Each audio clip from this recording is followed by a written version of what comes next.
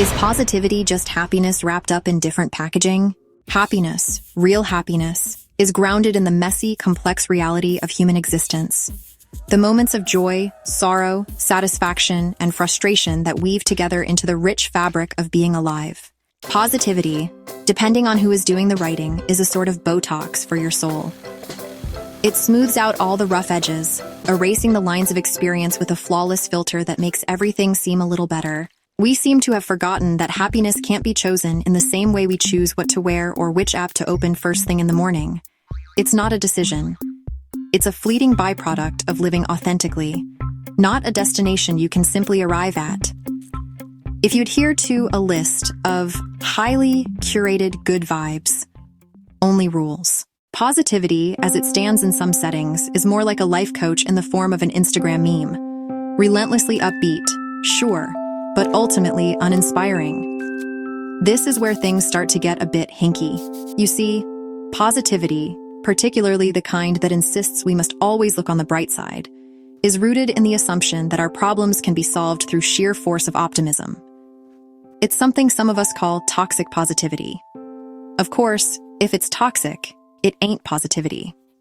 The reality, of course, is that life doesn't always give us an easy way out of its more difficult moments, nor should it. Problems aren't obstacles to be erased with a wave of a happy wand. They're opportunities for growth, understanding, and occasionally plain old venting.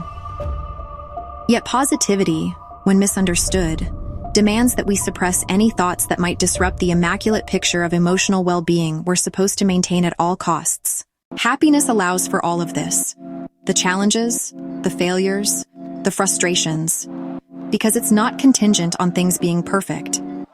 Happiness understands that life is imperfect, messy, and often totally confusing. It doesn't demand that you stuff your feelings into an airtight box of relentless optimism. Instead, it allows space for the human experience in all its complexity. Happiness is the warm feeling you get when you make an actual connection with another human being. It's the quiet satisfaction that comes with finishing a task you've been dreading for weeks. It's the joy of a cup of coffee on a rainy day, or the relief of knowing that, while things might not be perfect, they're also not as bad as they might seem. So, let's stop pretending that constant positivity is the key to happiness. It isn't.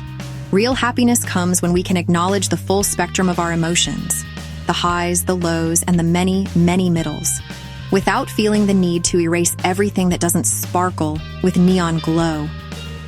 Happiness isn't an unattainable goal, nor is it a performance you put on for an audience.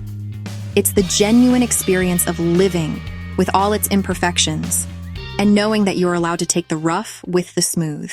So, if we all stopped trying so hard to be positive all the time, we'd finally get the chance to be truly happy. That's it for now. If you found the video useful, we'd really appreciate a thumbs up. And for more useful content, don't forget to subscribe.